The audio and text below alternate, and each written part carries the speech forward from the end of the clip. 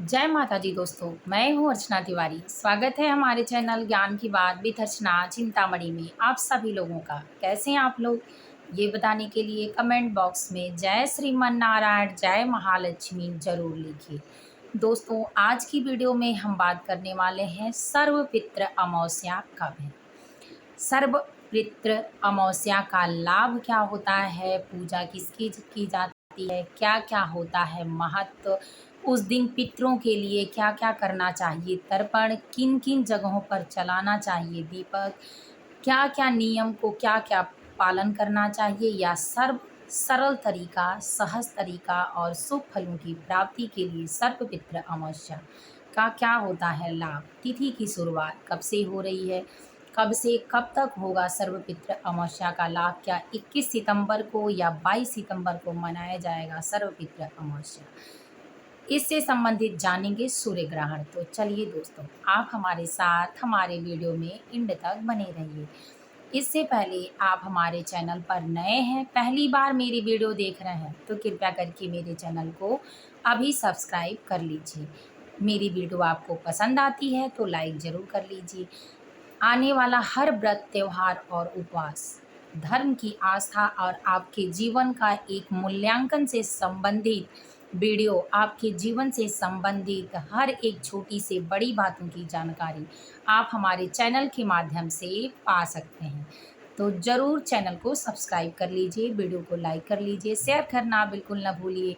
हर अपनों का प्यार अपनों के लिए सरल, सहज और जीवन जीने का अच्छा तरीका बताता है।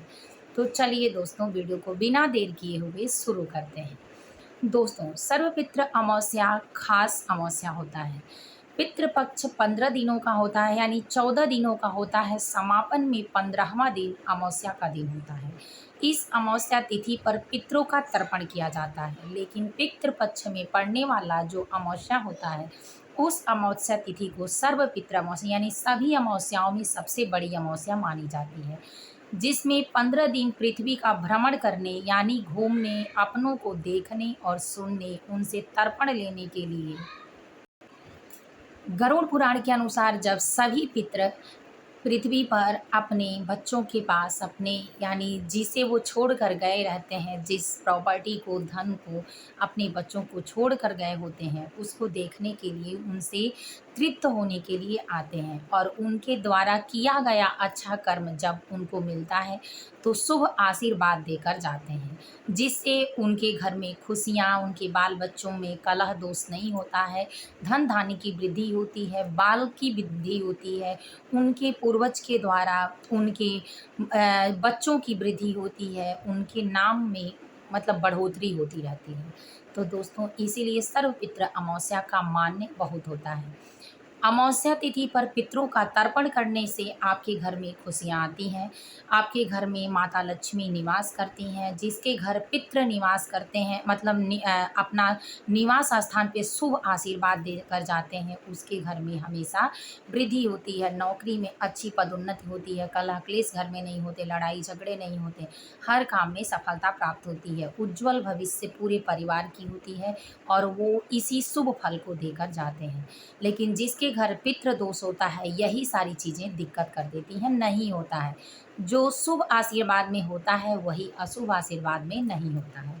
तो दोस्तों, पितृ अमावस्या की शुरुआत तिथि इस बार 21 सितंबर को देर रात हो रही है 12:16 पर, और 12 सितंबर को रात्रि में ही, देर रात्रि में 3:16-17 पे समाप्त हो जा रही है। तो इसीलिए 21 सितंबर को ही, 21 सितंबर 2025 को सर्वपित्र अमावस्या मनाया जाएगा। उस दिन चलिए जानते हैं सुबह से शाम तक की संपूर्ण विधि। सुबह जल्दी उठें, अपने पितरों को, जो लोग पितृ अमावस्या पहले पितृ 15 दिनों का जो पितृ पक्ष चल रहा था, इसमें श्राद्ध नहीं किए हैं, और इन बातों का ज़रूर याद कर लें कि आपने किसी भी अपने घर की सुहागिन महिला को या अन्य महिला का तर्पण नहीं किया है, जितिया का व्रत आपके वहाँ नहीं रहा जाता है। दूसरा, आपने किसी कारणवश अपने पितरों का तर्पण नहीं किया है, पितृदोष आपके घर में है। तीसरा, आपके घर बाल बच्चे नहीं हो रहे हैं। चौथा, आपके घर कलह क्लेश, लड़ाई झगड़े चल रहे हैं, आप परेशानियों से जूझ रहे हैं। पाँचवाँ, आपके घर आर्थिक तंगी चाहे जितनी कमाई है लगी रह रही है, तो आप पितृ अमावस्या पर ये काम ज़रूर कर लें। तो चलिए जानते हैं कि कौन सा काम करेंगे। इससे पहले ये एक बात विशेष रूप से जान लेते हैं कि पितृ अमावस्या पर आपने किसी भी तिथि पर, जैसे द्वितीया तिथि पर, षष्ठी तिथि पर, नवमी तिथि पर आपने अपने पितरों का श्राद्ध नहीं किया है और आपको डेट भूल गया है, याद नहीं है, तो आप सर्व पितृ अमावस्या के दिन भी श्राद्ध करते हैं तो आपको के पितरों को मिल जाएगा और पितृ नाराज नहीं होंगे। गरुड़ पुराण का नियम है कि सर्व पितृ अमावस्या पर जो लोग भूल चूक में हुए होते हैं, याद उनकी तिथि नहीं होती है, वर्षगांठ नहीं होती है, किसी कारणवश आप नहीं कर पाए होते हैं, तो सर्व पितृ अमावस्या पर उनके नाम से दान दक्षिणा, ब्राह्मणों को भोजन, उनका तर्पण, पिंडदान इत्यादि सारी चीज़ें, त्रिपिंडी कराना करा सकते हैं। शुद्ध गंगा नदी या गंगा घाट पर कराते हैं तो ज़्यादा अच्छा है। अगर नहीं कराते हैं तो किसी बाग बगीचे में कराइए। वहाँ भी अगर आपको स्थान नहीं मिलता है तो आप पंडित से सलाह लेकर कराएं। अब चलिए जानते हैं सर्व पितृ अमावस्या पर सुबह से शाम तक की संपूर्ण विधि। तो सुबह जल्दी उठें, स्नान करने के बाद स्वच्छ वस्त्र पहनकर, याद रखें कि अमावस्या तिथि पर, सर्व पितृ अमावस्या पर काले रंग के वस्त्र न पहने, जिससे भूत प्रेत आत्माएं या आपके पितरों का दोष आपके शारीरिक रूप से लगा रहे और आप पूरे साल परेशान हों। तो इसीलिए सफ़ेद रंग के या और अलग कलर में नीला और काला छोड़कर इस तरह का आप वस्त्र पहने और इन वस्त्रों को पहनकर स्वच्छता से माता लक्ष्मी और श्रीमन नारायण का जाप करें। अपने पितरों के तस्वीर के सामने दीपक जलाएं, उनके द्वारा उनके नाम से मीठा भोजन या अन्य सारी चीज़ों को दें। सर्व पितृ अमावस्या पर 5 महाबलियाँ भोजन बनाकर जरूर निकालें। पहला भगवान को भोग लगाएं, भोजन में लहसुन प्याज बिल्कुल भोजन में न डालें। दूसरा अपने पितरों के लिए दें। तीसरा गाय को खिलाएं। चौथा कुत्तों को खिलाएं, कौवों को खिलाएं और पांचवा चींटी चींटियों को खिलाएं। ये 5 महाबलियाँ आपके पितरों को तृप्त कर देती हैं और श्राद्ध में संपूर्ण भूमिका निभाती हैं।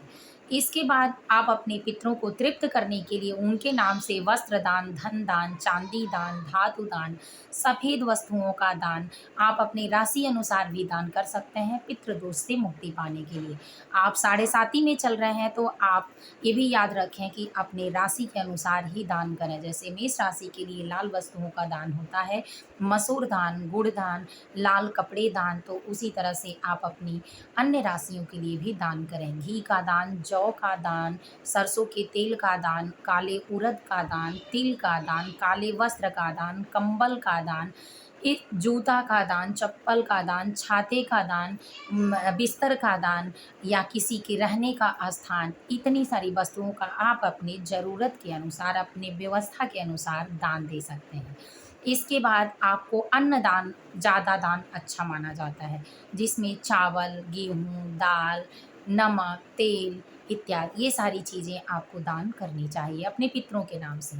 इसके बाद दोस्तों उस दिन मीठा भोजन बनाकर ब्राह्मण को भी दान जरूर देना चाहिए। अपने पितरों से, अपने पितरों के नाम से एक दीपक शाम को जलाकर पूरे परिवार को बैठकर पितृ चालीसा, पितृ स्तोत्र, पितृ पाठ का पाठ करें, मंत्रों का पाठ करें और पितरों के नाम से अगर आप बैतरणी दान या गौ दान देना चाहते हैं तो भी दे सकते हैं। सपना अपना अगर कोई देख रहा हो बार बार अपने किसी पितृ का, तो वो भी उसके नाम से दान पुण्य कर सकता है, गौ दान कर सकता है।